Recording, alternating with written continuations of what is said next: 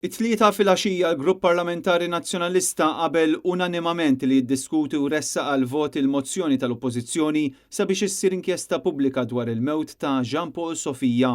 Din se tiġi diskussa nhar il-ħamis li ġej fil-ġurnata riservata għall-Oppożizzjoni fil-Parlament.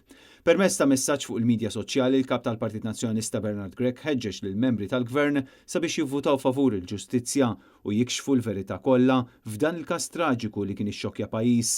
Huwa saħaq li d-deputati tal-Partit Nazzjonalista huma determinati li jsegwu l-verità u jsostnu l-appoġġ kollu tagħhom kif għamlu fl-aħħar xhur għall-inkjesta pubblika. Mal-ewwel ikkumentat Jean Paul Sofija Isabel Bonnici, illi ringrazzjat lill Partit Nazzjonalista u rriet apprezzament lil kull min qiegħed jagħtiha sapport, dan filwaqt li appellat lil membri parlamentari taż-żewġ naħat tal-Kamra biex jivvutaw b'kuxjenza nadifa sabiex verament juru li jridu li ssir ġustizzja mal-ħaddiem u maż-żgħir.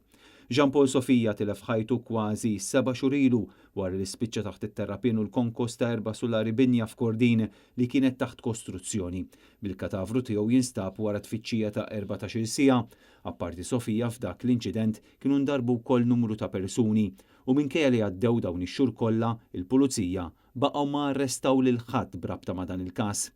Intant fi stqarrija maħruġa l-4 filgħodu l-Partit Nazzjonalista tenna illi minħabba n-nuqqas ta' azzjoni min-naħa tal-Prim Ministru Robert Abela ma fadalx triq oħra ħlief li l-Gvern permezz tal-ġurnata riservata lill-Oppożizzjoni ikun imġiel jiddiskuti din it-tema tant urġenti. Il-Partit Nazzjonalista sostna li mhux aċċettabbli li r-rasibsa ta' Robert Abela tibqa' ċaħħad lill-ġenituri u lill-qraba milli jkunu jafu l-verità kollha.